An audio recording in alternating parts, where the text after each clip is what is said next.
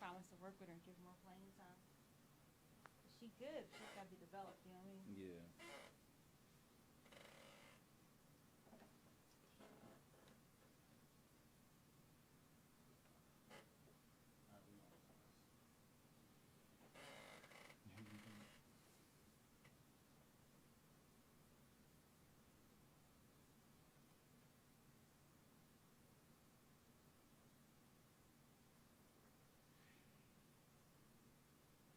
Welcome to Union Society. You are now on Society. I'm your host, Montana Black, and y'all already know we got Hot Rods in the building. What up, Hot Rods? What's up, y'all? How was the weekend and all that? Like, we ain't gonna get. We gonna get the Q. We got Q. Oh, okay. So they can usually do like a. I know, but we're live right now. So, how was your weekend? My weekend was good. I went to visit my niece and see her basketball tournament down there and watch her play a bunch of gargantuans. Gargantuans. Yeah. She used a European word. Black people just say big as shit. Yeah. But y'all already know we got Q Mo Fresh Flow in the building. What up, Q? What's good with it? How was your weekend, broski? It was cool, man. I just chilled most of this weekend, man. Just took care of some business. All right, man. We supposed to have Jakim in here tonight. Okay. I think he gonna slide through. That's what's up. But first and foremost, we had, like you had mentioned earlier, bro. We lost a lot of icons. Legends, yeah. We lost a lot of icons recently in a short stint. They say it happens in threes, right? That's what they say. I wasn't going to mention that though, because it's like it's that's like one of those generational curses that we keep alive because the thought just we say it all the time, like and then it's like it has to happen, right? Because we say it all the time. You feel me? But like, yo, Black Rob. Yeah. Shock G. Yeah. DMX. R.I.P. to these legends. Oh my goodness, man! And like, did they know what happened to Shock G? They said they found him dead. They didn't say he was dead in a hotel room. Yeah. But I don't really know. Nobody gave what anything happened. after that. Yeah, I don't know. And it's like, I'm gonna start with Roz. Like Shock G. What did like when he came into the game? Like, first of all, he gave us Tupac. Sure. Right. Absolutely. Right. First and foremost.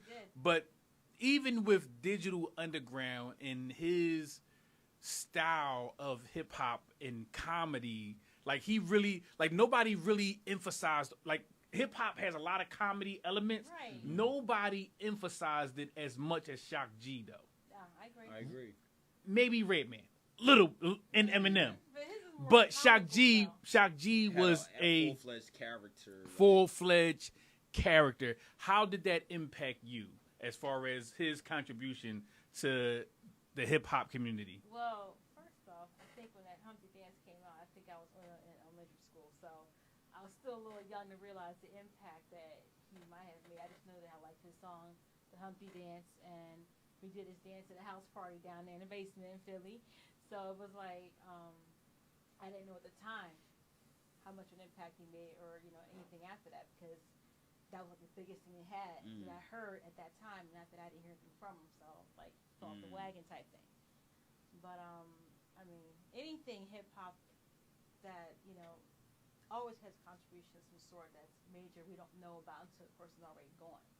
So, I'll do some research on myself to try to figure out exactly, more of what all his contributions. Yeah. To pay true homage and give true credit to those who did make contribution and did more than we could actually see with our own mainstream eyes, so to speak. Sure. Yeah. Sure. You guys being in the community of hip hop and artistry, you guys may know the ins and outs that I don't know as a consumer on the outside about the contribution. So. Regardless, even as a consumer, I would think like listening to his music, like if you said you was in elementary school. Like, and you knew the Humpty Dance, maybe, I don't know if you... For me, I knew Same Song. That was a big record. That was on that soundtrack for... that John Candy movie. Yeah, the John Candy movie. John Candy and Dan Aykroyd. Nothing but trouble, something like that? Or something to that effect. Yeah. That was a huge record. Right. And Kiss Me and I Kiss You Back. I remember that. I remember that. See? I remember No Nose Jobs. I don't remember that one. Dodie don't know, no Jaws. Say Dodie don't know, no Jaws. Like I like that joint. And for me, what I thought was dope was that's what I was gonna point out was the West Coast All Stars when they did We All in the Same Game. Yeah. Because he did his verse before MC Hammer and Eazy-E came on, and he did both characters. Like talking about, I think he did the first duet by himself, and I thought that was dope. Yeah, you know what I'm saying. Like I recognized this creativity, even as Humpty, and even though he was still like in the voice and in character, he was like, "How many black men are we gonna be left hanging?" Right, like as Humpty, though. Right. So it's like he's being funny, but he's like dropping jewels at the same time. About you know what he made me realize, yo. Yeah. Most rappers have a dual personality. There's a ego and a super ego. Sure. Like you got Jay-Z, Jehovah, Tupac and Machiavelli, T.I., Biggie, T.I.P. Yeah, Biggie and Notorious B.I.G. Sure. You know what I'm saying? Mm-hmm. I don't think Busta Rhymes had one. No, he kind of reinvented himself. He reinvents himself each album. Every album. Yeah. But maintains a thread with the themes. Sure. You know what I'm saying? There's always some type of disaster, natural disaster. Or, you know what I'm saying? Like he post-apocalyptic type music, right? But it just made me realize, like thinking about Shock G and Humpty Hump, like damn, a lot of rappers have dual characters that they play on their records. I think he's like one of the first that kind of really put that out there to emulate. So if I would say what he contributed to the game, to your point, he was able to bring the comedic factor to the game, but something that a lot of people may not understand or even know, that he was just a really, really talented musician too. Like that. Yeah, he played instruments, multiple instruments, and that wasn't always something that was highly emphasized from a production standpoint. But I thought it was dope that we would be able to grab. The homie Jakim just dropped through, man. We already told y'all he was going to slide, so he just made his way. Wonderful to have you, brother. Blessings, bro. Peace and blessings, my brother. How was your weekend, man? Like, oh man, it was filled, bro. It was filled. I'm sure. Yeah. Is that the Cas Sportif? What? Actually, how you recognize stuff like that, man? What do you mean? What do you mean? That's a Lacoste. Yes, they support. Bro, yeah. Bro, that joint super fly, bro. Like, if y'all don't know who the designer Lacoste, he was a black man, Yes, first sir. of all. Yes, sir. Yes, You know what I'm sir. saying? Like, and he designed tennis. Clothes, True. Lacoste Sportif, and I haven't really seen it since the early 80s. Yeah, he ranged to the soccer and the track. So when alligators on my shirt, what he said, you want to see the inside, I see you later. Like, that's what Big was talking about. True indeed. You know what I'm saying? But yeah, that's super fly, bro. R.I.P., man. We was actually talking about the hip hopsters as far as the rap artists and their dual personalities, and how we just lost a couple of great icons in the game. Yeah. Like, and Q was giving his perspective on Shock G and Humpty Hump and the dual personalities that most rappers have. True indeed. So, I mean, the only thing that I would just kind of finish off with was just he was an amazing talent, musician-wise. Like, he was a great instrumentalist or producer of producers, and that wasn't something that was really emphasized as far as artists that are able to play their own beats, as well as rap on them. That wasn't something. And I know a lot of producers that can't do that. That wasn't something that was celebrated as much as it probably would be now. You're like with somebody like Kanye and J. Swiss, Cole, right? Swiss beats. J. Cole make his own beats. Yeah, J. Cole was making his own beats. Pharrell, you know what I'm saying? So Tony Touch for a little bit, you know what I'm saying? I think Large Professor was another one. But I think that if we're going to just speak on how masterful he was, that's something that I would like for people to recognize and celebrate him for. I say also not just the fact that who they were, the impact they made, but also the type of artists they were. The fabric they came from back in those time frames, not what you see anymore nowadays. True artistry that people actually went to school to do their craft. Now it's just like we're going to try to drop a couple beats, a couple of lines to see if we can get a hit. A lot of times, and it's not cool and compare yourself to anybody like them. Now, I mean, people try to sit there and say, "Yeah, I'm better than someone." So I'm like, "No, you're not. Just because you got a nice beat, doesn't mean you're better than the person who had actually perfected his craft." Mm-hmm. Sure. You know what I mean? Yeah, so, for sure. I mean, I have a real bad problem with that. I really irritates my soul, actually. I mean, like, let's talk about DMX. But Right. first, though, let's talk about that damn big ass truck that he had that coffin on. That was. Well, not that was part. high up. Not that aspect of him. I'm talking about like yeah. one, the game came on Twitter and got dragged for the simple fact that he said people didn't show DMX love until he died. Which what was crazy was like remember I had called you. And I'm glad I didn't do that. Jakim talked me out of it because I was just seeing like. But then I thought about like after what he said, I like, yeah, X got a lot of love all over the board. Even when his records wasn't popping, like X was like He was still respected. He was still respected no matter what he did. Yeah. You stole a cop car, you like whatever he did. Like see, you had no choice though. He didn't. See, it's deep because just reflect back to what Q was saying, and then to what Roz said, right? The evolution of the game. Like, hip-hop came from a platform of authenticity, whereas you had to be you. You had to be authentic. So we live in this make-up, mock, opinionated, fantasy environment now. Yeah, it's called social media platforms. Right, but when it comes to hip hop, it's called the rap industry.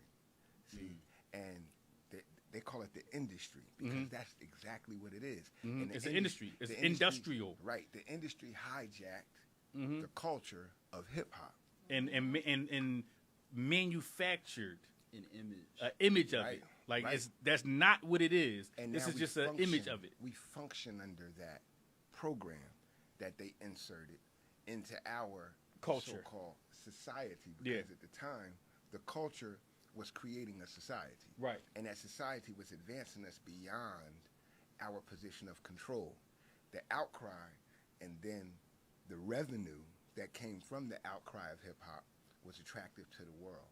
The world that was suffering related to the black pain. So when you hear DMX, when I first heard DMX, you heard that pain. I heard this is the conversation we had. When I first met DMX, I heard hunger because we were on tour. We had, it was the Rock the Mic tour we had just finished, and when we came back in, Def Jam had a whole new roster. Lineup. Yeah, whole new roster. You feel me? I had already shifted over to Bad Boy at the time, but it was still all tours were together in the 90s. Right. Like it didn't matter who you was signed to, where you was at. At some point in time, you was going to cross paths. You was going to be on a tour with this person, and you was going to be on a tour with this label.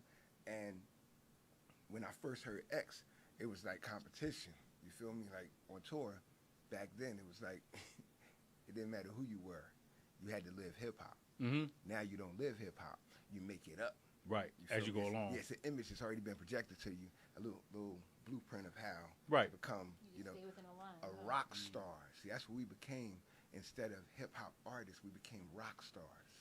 And that's now, not us. Right. Well, I mean, when I say us, I mean the projection. I speak as black people as a collective. Okay. Because that's something that I had to condition myself to in time. Because even though you and I possess a different level of social consciousness that the average person don't possess, facts, we're still a part of the collective.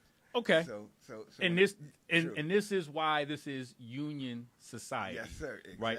It brings it all back full circle. True. Right. So, what you're saying, if I can expound on it just a little bit, in regards to. No words are big. All words are words. Right. Which is a word. That's why I'm like.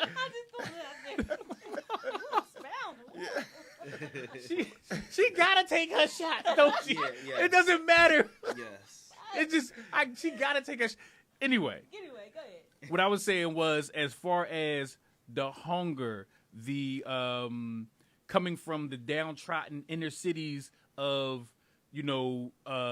America, and what we were experiencing as the black experience in America is what hip hop had stemmed from, right?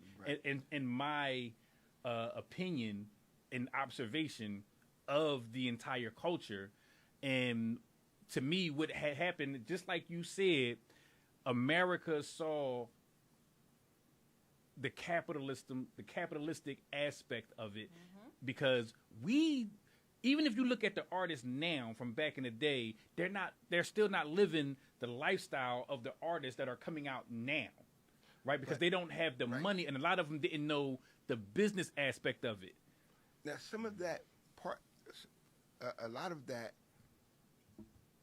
is true, because at that time, we just wanted to do it. Right, we didn't realize the commercial value of hip hop. We looked at hip hop as something that saved our sanity. Like back from the PTSD of living in these neighborhoods. Then, poverty was different, and this is the trick that's been played on us. Back then, poverty was so different that you've seen it everywhere. Everywhere. Like poverty was really different in the late 70s and the early 80s.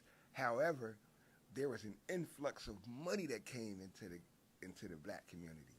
It was? Yes, the influx of money came by the way of the insertion of drugs. Yeah. Oh, yeah. Okay. And what we did was, some of us had natural genius. Some of us were groomed and cultured in our homes to the point where our mindset allowed us to captivate on a financial opportunity, while some of us were the victim of the capitalism activity of capitalization. So hip hop was like this voice that had a duality, and that's why the victim and the hero, person that can capitalize. The victim and the hero, because you remember all of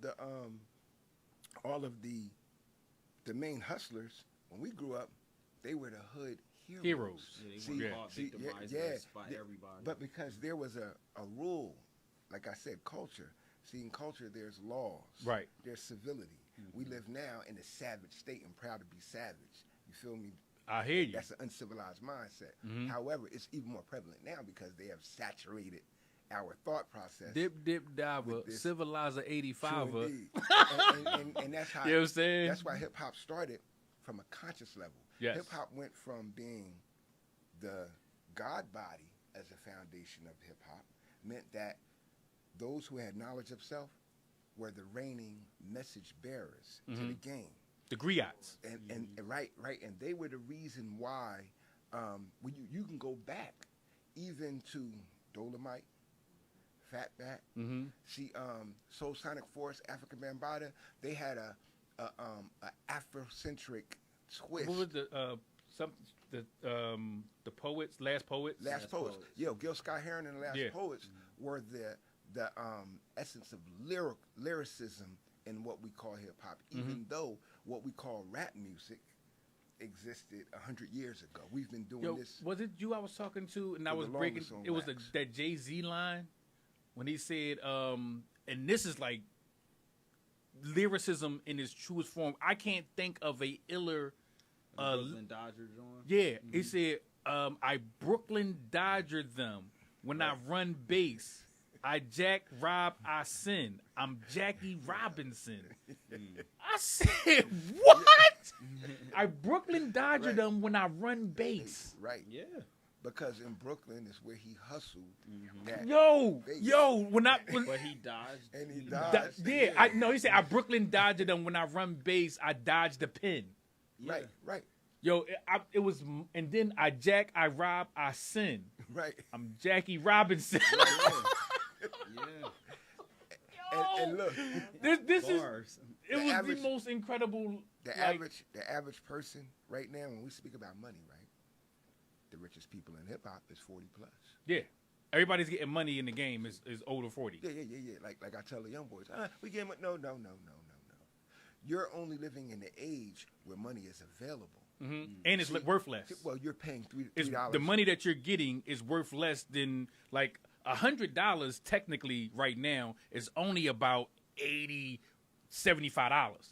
Like when I was going to say that. maybe about 40. I wanted to say 40, but I didn't want to. You talk about like inflation and taxes. Yes, right. Yes. Inflation and taxes. It's actually a little bit above that, but it's only a little bit above that. 41. I'm gonna say about $60. $100 worth $60. They have it. Once you break the 20, you put it in 20, it's gone. It's valued at $53 or 53 cents is the value of face value of our dollar. Yeah. So when we look at right now, you pay $3.75 for a loaf of bread. Mm-hmm. It was a dollar right. At the time, 3 cents. Right. At the time they released their record. See, that's why Snoop Dogg was able to sell 800,000 copies, be rich before him and Dr. Dre released their first album. Because they sold, back then we sold singles, Jay-Z and Chazzo, 500,000 copies sold out of the trunk of the car, and all that money is going direct. So back then, if you get $10 per copy, bro, that's what I did. My first album, I sold 1,000 albums at $10 an album, made $10,000. Yeah. Right. What Jay-Z say? But bullshit with rap if you want. Yeah, when I sat with the labels and stuff though, right. And this is what made me smarten up. They was like, well, where's the paper trail? Where's the sound scan? I didn't have no barcodes on my albums. I wasn't scanning anything. I had all the money, but couldn't prove where the money came from. You were the machine. And you know how long we've been doing that? Like when you speak about rappers, right? That produce their own tracks. Like we've been doing that from the beginning. Mm-hmm. That's how most of your rappers start off. Like take Rakim, for instance. Rakim, instrumentalist. Yeah. Serious. You feel me? Trumpet, right? Or saxophone, clarinet, drums, like serious. And I mean, I always wanted to learn how to play the drums. Like nice with it, like just walk up on those instruments. And Nas' father was a jazz musician. Jazz musician. Yeah, Oba. Yeah, he. And I don't mean to interrupt, and I know I ain't on camera, but hi y'all. Like when we was talking about the rappers not getting money, what we have to also realize is that hip hop wasn't as lucrative as it is now. You know what I mean? If that right. makes sense. Hip hop is nowhere. It was nowhere near as lucrative. Like remember before, I don't know if you're from Philly, you know, wherever you're from, but before you went to a hip hop concert, the biggest thing when they had it at the Civic Center, we went crazy. You know what I'm saying? Then it was at the Spectrum. Oh my God! Now all of a sudden you got your Yeezys, you got your Jay-Z's. They selling out like they larger like commercialized. But see that's but to add to that, back then we were living that. Like your weekend, like in New York, your weekend, you know, it was like but when that DJ like Video Music Box was like your after school to 3:30 activity in New York. You feel me? Like you ran home for those events. Like we had Rap City, the basement. Yeah, we had Graffiti Rock, and down here I remember they had Dancing on Air. Right. And see like Channel 17. And see those were already the beginning stages of what marketing. Dancing on Air? Yeah, Dancing on Air, Channel 7. That was Channel 17. That was South Jersey.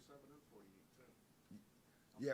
Well, I remember those. Me neither. They all older than us. I definitely, you know, that was my learning era of hip hop. Right. But I was saying that to say that the image that we have from X was real, and when I say real, he was the same person every time you interacted with him, regardless of what you might have perceived mentally. A lot of people got this dressed up image of who X was. He ain't none of that stuff that the media I don't has like projected. a dressed up image of X. Like, last time I saw DMX, he had white beater and stonewashed jeans on. I mean, what I'm saying is this.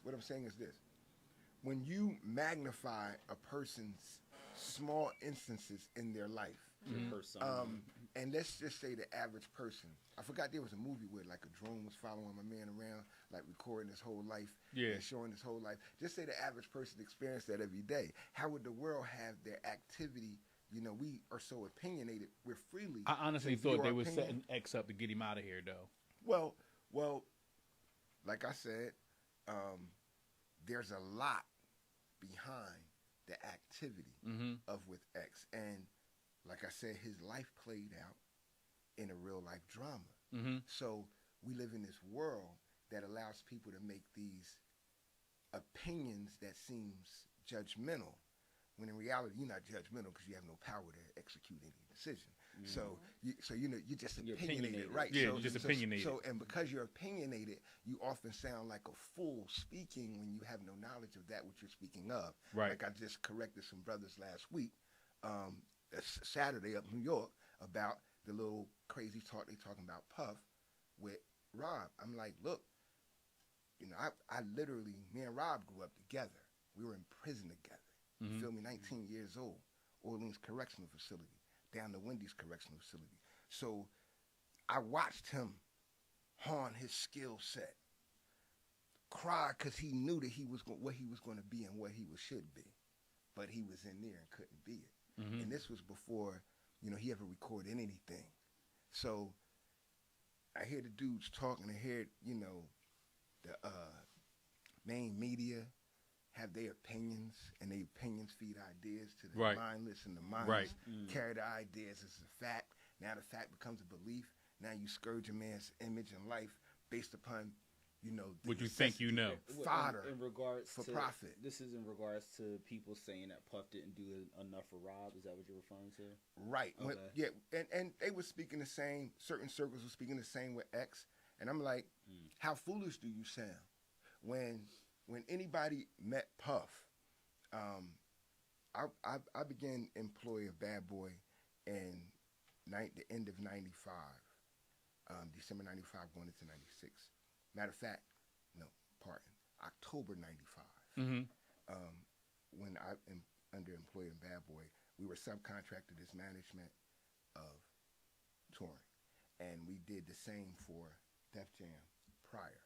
So everything that I've seen with Puff has been straight direct business. Yeah. Prompt, real, cut the money, cut the pie. I was in charge of watching the money get cut. So seeing what people were getting for a long time, bro. And everybody that met Puff, they all met him for the same purpose. The same reason any aspiring artist meet a record executive, A&R. To get signed. To get signed. You want to have a career in this industry, and that person already got a foothold in that industry. Right. So when you sign that deal, it's your responsibility to maintain anything you gain from signing that deal. Right. And however you expand and diversify what you're getting, that's based upon your business acumen. Now this is the same, not to cut you off, Jakim.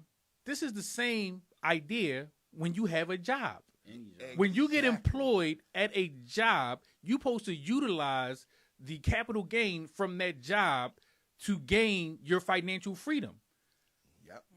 And this is, and a record deal is a form of gainful employment. So once you sign a record deal and you and you have to position yourself, you know what I'm saying, and with those gains so that your money doesn't so that you don't outlive your money. Right. Because ain't no 401k in rap. In hip hop. Right. Now the first thing you do is you activate your money. Right. Like what we want to do is spend money we don't have. And that's the mismanagement of finance that plagues black people. It's always has and plagued this is why we need a union. This is why we need a collective for the artists, by the artists, and this is what Union 215 is implementing in the city of Philadelphia. Like a lot of artists that time has came and passed are now talking about, oh, we need a union. You see what happened to Black Rob. You see what happened to DMX. We've been implementing this since 2003. And what happened to him? Any man you see on his deathbed is going to look bad. Yeah. Have you ever seen a good-looking dude on his good-looking deathbed? corpse? What the hell's wrong with people? See, that's the ignorance. That's how ignorant we speak. If anyone ever seen anyone die or seen someone dead, you ain't never seen somebody dying or dead looking good. So, yo, he was clean though. Yeah, he was. Like you never gonna hear nobody say that. Yeah, he died, but man. he looked good. He looked good dying. These men lived their lives, and people have testified that these men have lived good lives.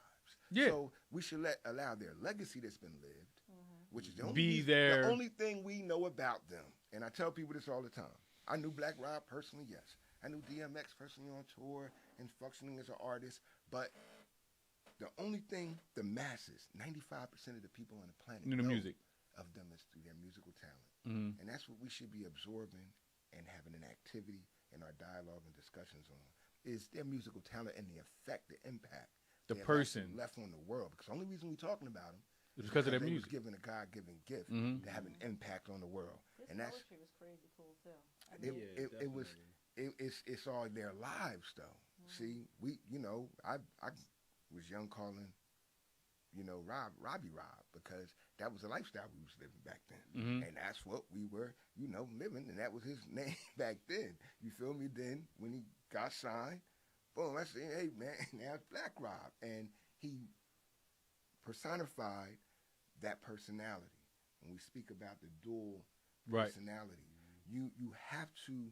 You can be yourself, but you have to go within yourself to bring out that other person. That's called the artist.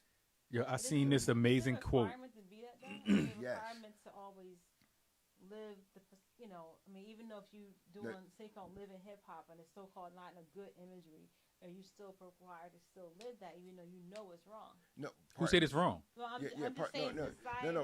Yeah. Pardon me. Are you saying the is negative wrong? imagery of hip hop is always being a bunch, everybody dressed in a certain way, doing something illegal, something like that. You know what I mean? That's the imagery that's portrayed about. Well, I wanted to correct that because I didn't mean that per se in what I just said. I'm just right. talking about something Where as an artist, regardless, your image that you project is a different activity of your personality of who you are. Right. And as an artist, you must go inside of who you are in order to project the artist inside you. Oh, I get that. I'm just talking about, those who don't So, like, for example, I'm a drug dealer. Am I dealing drugs? No. But this is what I grew up in. This is what I saw. It's also what I did. Right. And it's how I survived. But, and I know the ins and outs. I know I can eyeball an ounce with the best of them. But that's not what I'm doing. But it's a part of me. No, I get what you're saying. Okay. I'm just speaking for those who don't know about, that and kind of the thing. image, masses that don't, like you said. It's always scourged because it's us. Right. Like when we look at the average, let's just take a Caucasian male from Kentucky, and he's doing well for himself. He has alligator cowboy boots. He has brand new Wrangler jeans on. He got the nice plaid. Yeah, he got the nice plaid button up. Yeah, he got the big 10-gallon Stetson. like he dressed. Now in his community, he's just a well-dressed young man according to the style and culture into the environment in which he lived. Our style and culture has now once again been hijacked because we did have a specific dress where clothes were cut to a black man's body to fit a certain way, to make a black man look a certain way, and also to complement his environment. See? So Carl Kanai and the AJs, they all created styles and fashions that, complemented us, from Naughty Gear to Walker Wear. All of those fashions were for us. Now we dress according to someone else's design. Yeah, someone else's input. Tapered legs and not just tapered. The fashion the fashion and influence is creating a mindset, and the mindset is more feminine upon the masculine male rather than masculine upon Yo, this is like even you can't even go nowhere. Like that's why I said something about your sweatsuit. Right. Where did you even find that? Because you can't just walk in nowhere and that's going to be readily available. Yo, word up. My man that hooks me up all the time. I was out of contact with him for a year during Corona. Mm-hmm. He had sent me a text, and I told him last year, put that to the side for me. Yeah, because that joint is hard. My African dude, he be, you know what else I would like to get my hands on? Some Sergio Tacchini. Oh yeah. Yo, man, look. She like what? I just got a vintage Fila collection. And K-Swiss. I got a K-Swiss sweatsuit. I like K-Swiss. And I found it out here at Philadelphia Mills. Yeah. But back to the hip hop dress. That's another thing that DMX and Black Rob personified. See, you wouldn't catch him in no tight jeans. See, why? See, it don't even sound right, do it? No. Imagine DMX walking in with tight I can't imagine it. No. I can't imagine it. You're like, what? See, that the first thing. What? Now the problem is this. Culturally, we have not bridged hip hop. So now we got hip hop and we got rap industry, or hip hop and rap music. And the difference in rap music is that you can be this image and sell that until you get caught in reality, not being able to be that. Be what you say you are. Right. Yeah. Versus hip hop, you're already that, and that's because we used to get signed to a label because you have that. See, when you see DMX, I'm not even going to hold you. I have a question when it comes to that. Go ahead. As far as like bridging that gap, because I often hear, people of a certain age that represent the hip hop culture say stuff like, "Oh, hip hop is for the young guys." I even hear people my age and older say that. I've heard 50 Cent, probably the most prominent person I hear say that when he's addressing. Yeah, but 50 is on the other side. So that's what I'm saying. So like 50. What you mean hip hop is for the young guys? I'm gonna tell you this. In the sense that people will say hip hop is a young man's game, meaning that if you're over 30, it's kind of looked at. But see, Melly Mel's is somebody that's a pioneer. So what would I shoot? Again, somebody that's still revered not as a pioneer. No, he's not a pioneer, but he's revered as somebody that's kind of transcended culture. Ice-T and Melly Mel are their beginning of that. Like I said, the history.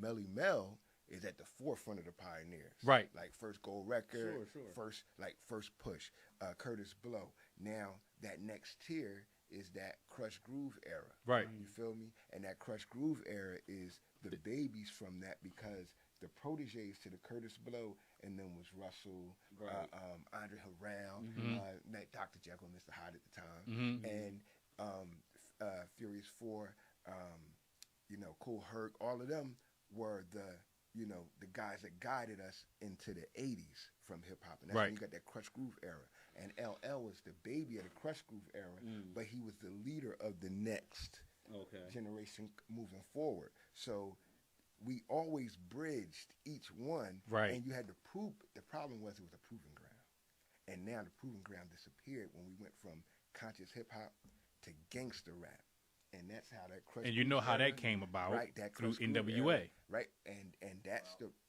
it was. Who? Yeah. You gonna say Schoolie D? Yeah. Schoolie D was the first. Right. Schoolie D was the first gangster rapper, but he didn't. What Schoolie D didn't do was. He's successful. No, he was. No, he was successful. He was successful. Yeah, he was. But see, he's one of those pioneers. That Fuck the Police record. That Fuck the Police record was the #1 record in the country with no radio play. But that wasn't why it was gangster rap. See, NWA was gangster rap because they were the first group that incorporated a street gang identity. See, when you represent a national conglomerate like the Crips, and you're a recording artist, so we seen it as we had crews back then. Right. So we didn't call it gangs, because it was crews. It was isolated to your exact neighborhood or your exact family members and friends alike. Like Juice, the Wrecking Crew. That was just a crew. Right. But in California, that was organized. So it was organized to a point where there were a hierarchy. So when we seen that, it was like, okay. It was like Mafia. It was like, okay, the West Coast got their thing going, the East Coast got their thing going, and when the East Coast recognized NWA with the song "Express Yourself," because Facts. "Express Yourself" was conscious. See, it was. Yeah, and even Dr. Dre denounced smoking weed. Yeah, bro. I remember Yes. Which he then made a Chronic. yeah. Right, I don't smoke weed or sex because it's known to give a brother brain damage, and brain damage on the mic don't manage. Right. That's what he said. Like I said, but you got to remember where he was coming up out of too. He was coming up out of the world's greatest wrecking crew. With turn off the lights Right. and wearing shiny suits and wearing lipstick. Right. Well, that's because. Yeah. I remember the shiny suits. Lipstick, bro. I know that. Well, lipstick and mascara. They had makeup on because it was kind of a disco. Okay, right. Yeah, he was kind of in a disco. Right. Right. Okay. They were coming from the West Coast, and the West Coast wasn't like the East Coast at the time. And you got to remember, hip hop. We created our own clothes because we didn't have no clothes, so we were dressing like the rock. Bro, the heavy, listen, the heavy metal, I would buy two of the same shirts. Cut the pocket off of the shirt and put it on the pants and put so my jeans. I would sew the same pattern from the shirt onto the jeans, and so my jeans would match my shirt. Like, yeah, that's what we did. Bro, that was. I respect. Yeah, that. We improvised. Because you had to and nobody original. had that. You had to be original. Nobody was going. Yeah, that's and right biting there. was illegal. Nobody had that, you bro. Have a bunch of people running around looking like clones, man. Yeah, that's why we I ain't had that joint. Yeah. Y'all born hip hop clones. You Word. take a shot to the throat. See y'all, you run around like a clone. That somebody did that though. Who implemented that program? Because when you see it, they running around. Everybody want to look alike. When in hip hop, biting was illegal. You can have on suede Pumas, and I can have on suede Pumas. Yours better be blue and mine better be gray. Something. Yours better be black and hers better be and red. like, See, and that's my thing now. Like, I have to have some unique shit. Like, I got to do something like, ain't nobody. I went and got some Diodors. Ain't nobody buying no fucking Diodors right now. Honestly, everywhere I go, nobody has my outfit on. I don't care where I go. I think I've only had, maybe that's right, let me get it right. One time, out dancing, somebody had the same white dress I had on. Otherwise, I go dress up. It'll happen every now and then. Nobody had my outfit on. Not my shoes, not my shirt, not my pants. It'll happen every now and then. Yeah, for women, it's a little easier. Yeah, y'all get away with right, because of the variety of dress and accessories. That a woman, where men, there are two predominant articles that a man is going to have on. That's pants and shirt. So when you see the man and you see that dude over there looking like that dude right there and that dude right there, you're trying to figure out who. These young boys, from the haircut to the pants, to the shoes, like everything, like everywhere, they all look alike. Bro, it's everything about them. It's imaging insanity. It's you want to look like the person that's liked the most, and that's the world we live in. That someone's influenced that, and the person that's real, we either, if he's real and passive, then we're taught to like him. If he's real and aggressive in his nature, which is reality, that's why nobody liked me. That's why DMX was so-called scourged and not liked. But I think that's what people appreciated about DMX as far as his aggressiveness. Did they appreciate it or did they fear it? I think the industry initially feared it, but when they saw it was commercially successful, they gravitated to it. I think they were trying to position 80% of the 80% of the people physically in DMX. Nope, because DMX and Pac were two different things. Pac was a more version of what we got today. When I say that, want to live that personality, want to live the image versus because Pac was an actor. But that's fair. But what I was more so referring to was the idea that even Irv Gotti, who was pitching DMX around different labels, would say, "Yo, this is the next Tupac." Well, the reason he said the next Tupac is because as big of an artist, right. From the artist aspect, and Tupac gave you real, but Tupac gave you real from a dysfunctional aspect that was by his own doing, versus DMX was his perception of dysfunction came upon your version of your life and your experience. Like my life, when we interact, we both relate to each other because we both then had life experiences similar. So we built the same from the same thing. So there's not the same trauma. Like I told you, 80% of the people that be in the same room with them or be in the same room with people like us that know, where we like I said, if somebody would have had a drone on me my whole life, see, people be like, well, I don't even know why y'all in the room with him. See, real talk, because people would be judgmental based upon the presentation of what they've been my given. homeboy that just died, right? His name Denny Blue, rest his soul, right? The first time I met him, now mind you, like I was a wild dude in my neighborhood, like pull my gun out, all that type of shit. And everybody told him when he first came to our block, because he was messing with somebody that lived down at the end of the block, like, and he knew a couple of guys, but everybody's like, yeah, don't hang with him. He crazy. And he was like, that's my type of folk. Right. And we was friends ever since. Right. See? Ever since. Like, if I was getting into it, he was getting into it. You know what I'm saying? And it was like, it was such a kinship between me and him, and I don't want to start tearing up right now. But like what you're saying as far as like with DMX and that dysfunction, like he felt my pain, I felt his pain. We both came from this dysfunctional background, whereas though we could relate to each other on a level that was just like, I guess it's bonding through a traumatic experience. Had your own language. Yeah. Your own language. Some people just wouldn't be able to. They wouldn't get it. Yeah, you wouldn't. They wouldn't understand it because it's not something that they had to go through or had to experience as far as growing up. It's a story to them. Yeah, yeah, and like he put it like in his painting. He would rap, but that really wasn't his forte. He could rap. That wasn't his direction. That he like our first rap group was called Iron Titan. Which I have tatted on my arm, and is also the name of my publishing company, right? But it's just like when you think about DMX and you listen when I heard Damien, and when I heard like a lot of his records, I guess I think the first joint I heard from him was the Rough Riders anthem. No, stop, drop, shut them down. That's the Rough Riders anthem. The Rough Riders anthem, like that was the first record, and it just that pulled, you heard. Yeah, that I heard. Yeah. I remember that summer. Like that joint. What was that? Like 96. Yeah, 97. 98 is when the album dropped.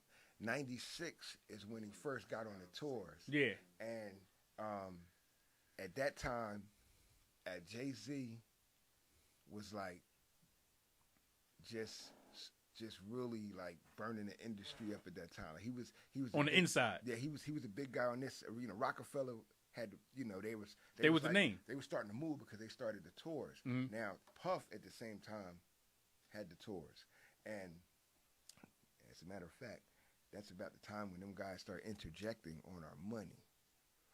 Who did? Bad Boy. No, the industry. Okay, the industry. Because they had the ingenious ideas of doing what Puff did on a local level in the 80s. See, Puff got his dough, through a series of great events. You feel me? And then that culminated into the 90s where he threw a show at Madison Square Garden, got that.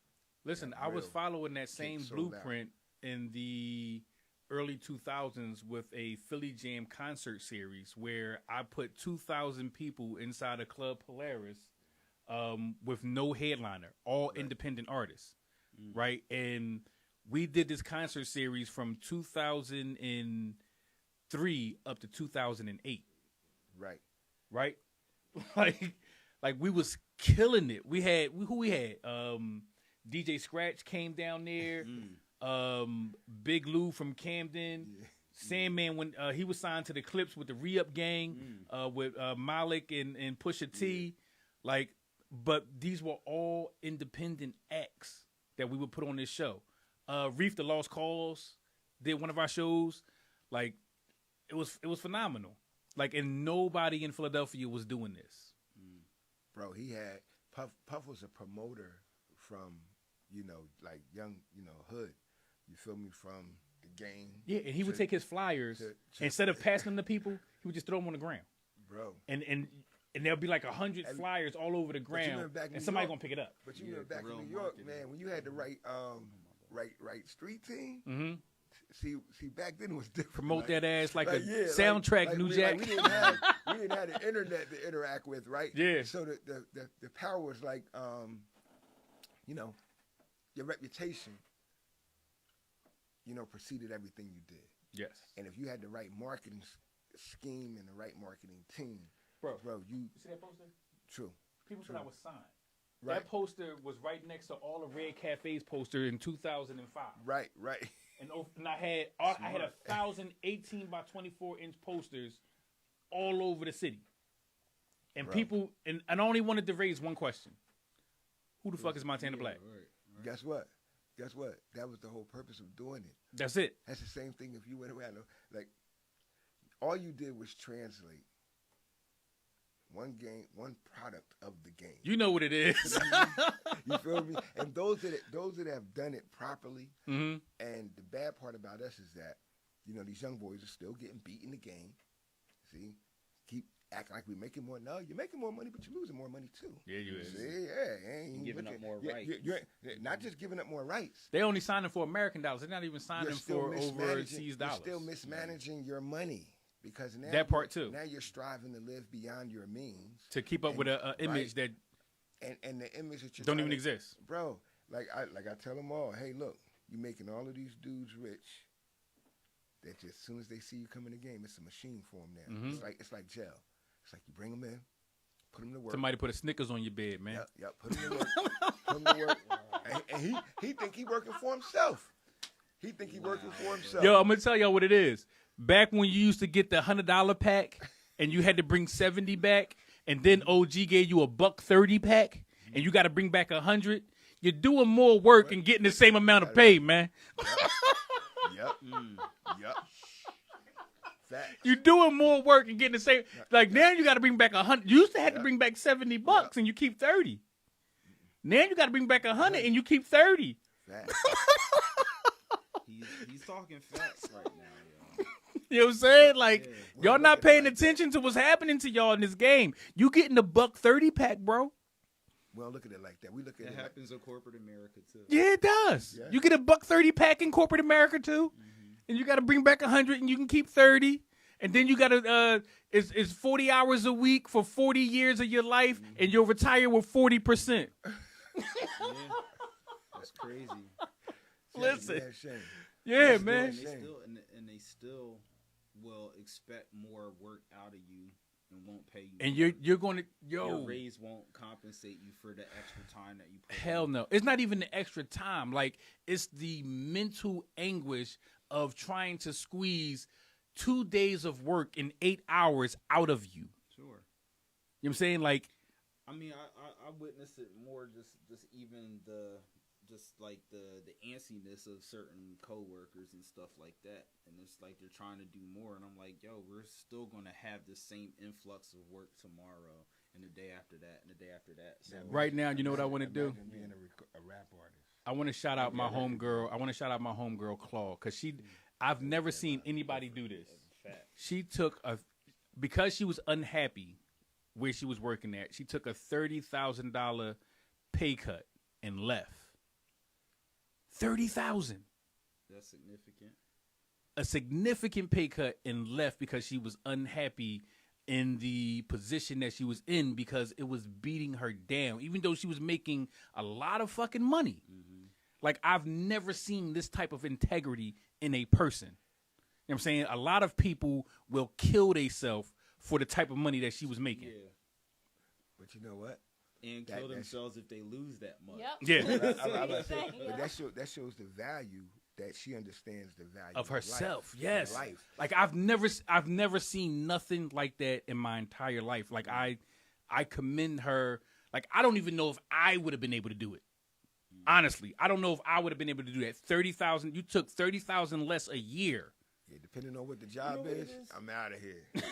so that's one. The type of job is one thing, but I think another thing too, and this kind of just goes back into the kind of experiences that we may have had when we were smaller. Like we've I can't speak for everybody. I'll just say for myself, I've experienced not having. Me too. So not having again, if I know it's not a big deal. Yeah, I know I'm going to get it again eventually. You know what I'm saying? But so, that can work in the adverse effect too, right? Like not having like I don't know how severe you're not having was. Okay. Right. When you get something, you buy everything you can in the site because you didn't have it before. So now you're going to get everything you can now and overspend your money. You know what I mean? But what if she is always hustling and being right. and hustling, not hustling just in a legal way, but I'm more so saying like this: the ability to know that you're going to be able to go get it again because you got it before. What if she paid it forward?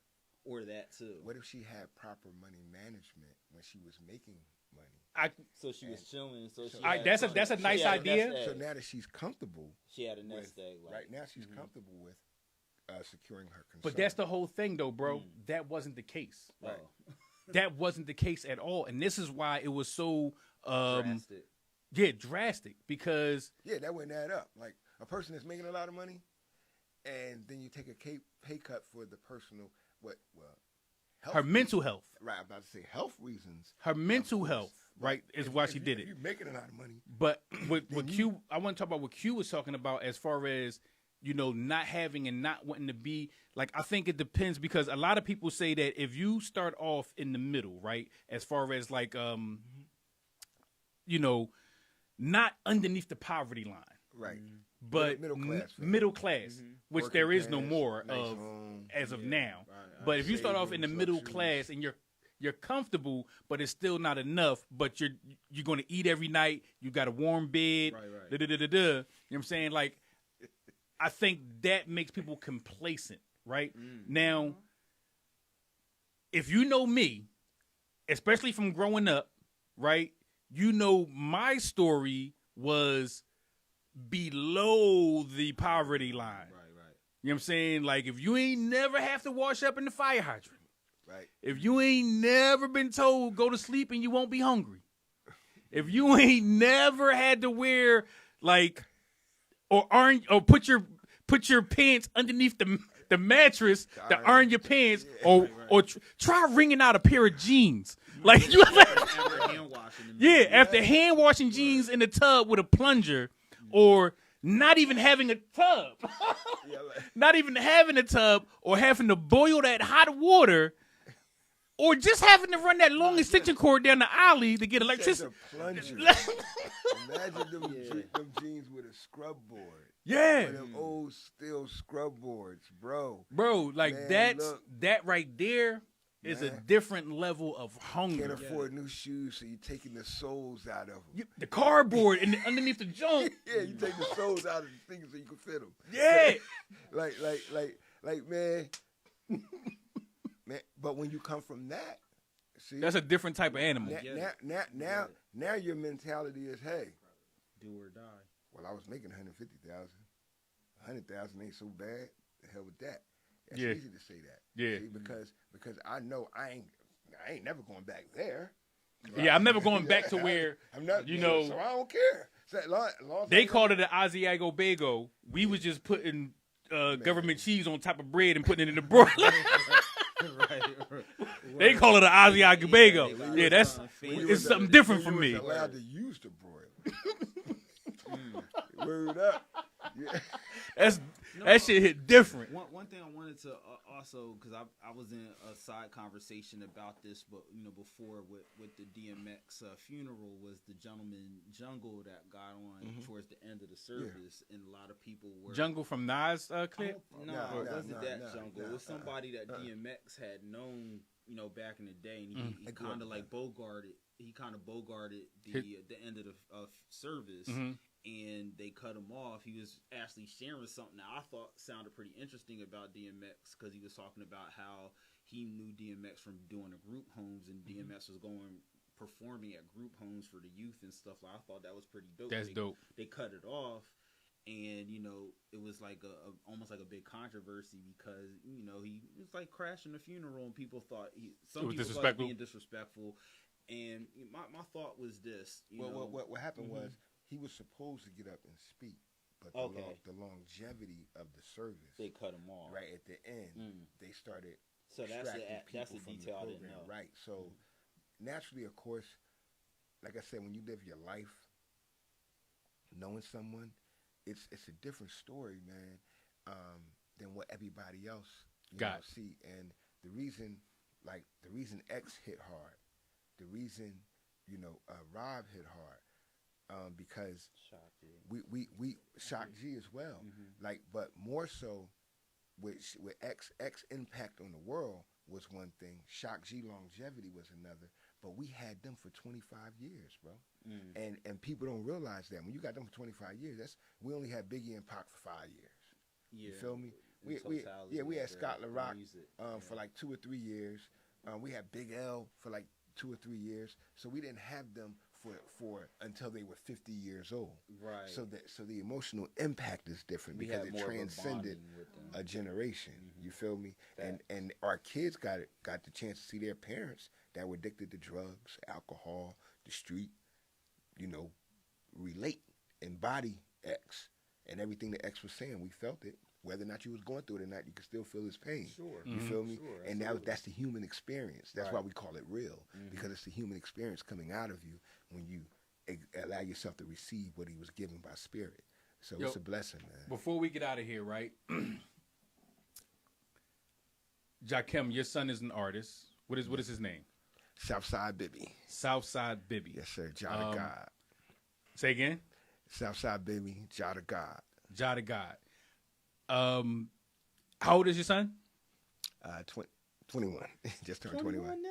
Yeah, he just turned 20. 21-year-old artist, and I had the opportunity to record him, and I was blown away by what was coming out of his microphone.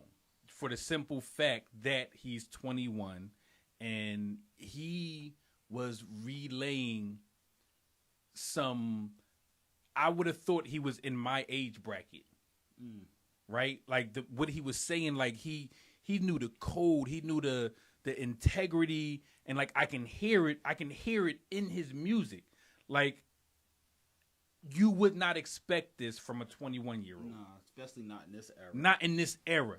Like you would have thought he ran the streets in the early 80s.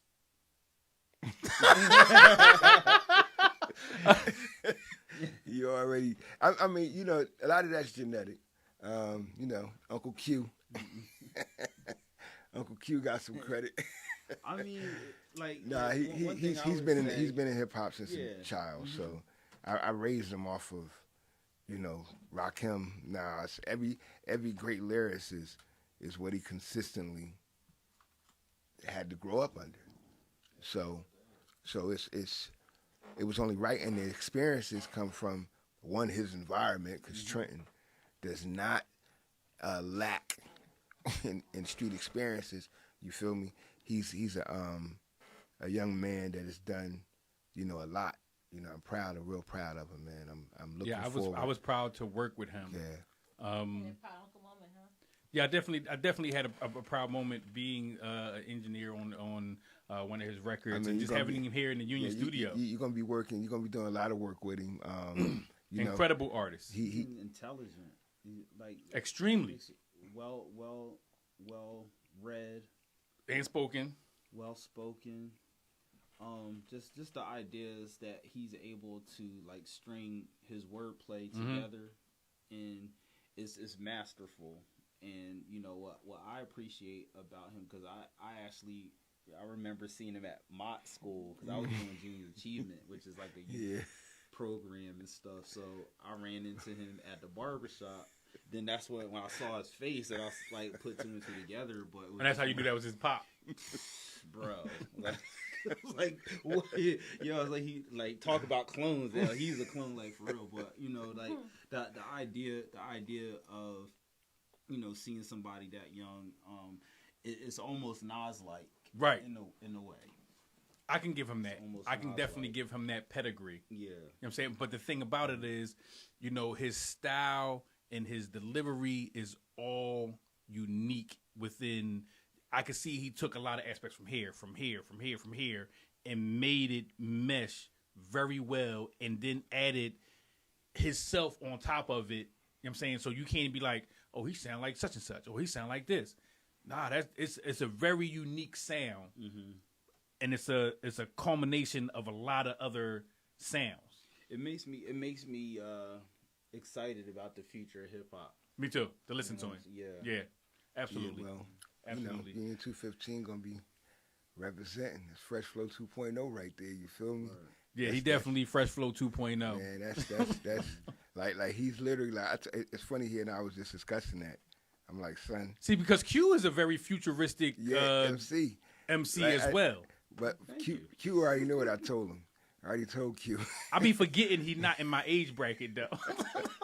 But I mean, I don't carry myself like that. And so a lot as of far people, as being a young, But even as a kid, like Ja was, I was around a lot of people that were older than me, so I have a certain respect factor for, those in the baby boom generation, those in the Generation X. Like, they were the ones that kept me on the right path. You know what I'm saying? When I wanted to go wrong, I couldn't. You know what I'm saying?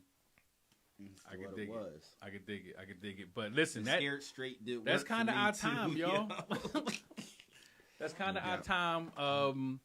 This is another episode of Union Society. I definitely appreciate Jakim always sliding, man, and coming definitely through.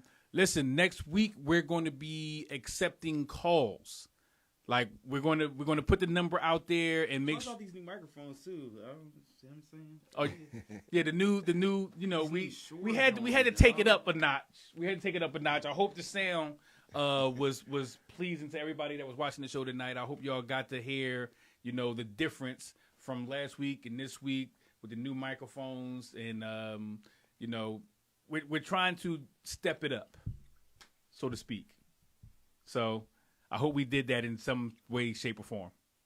But we're going to be back next Monday. Make sure y'all tune in. We're going to be accepting phone calls, and you can definitely get to talk to Hot Rise, Qmo, or myself, and whatever the topic may be, or maybe introduce a topic that you would like to speak about. Just don't make it corny. Yeah, don't make it corny. We'll let you know if it's corny. If it's corny, we might bang on you. Hit the gong. Hit the gong on you. It got to be something live, all right? So make it funky. Either DM us or whatever, and we'll figure it out, all right? Until next time, Union Society, I'm Montana Black. Hot Rise. Q Motion. Jock the Rock. And we are out of here. Y'all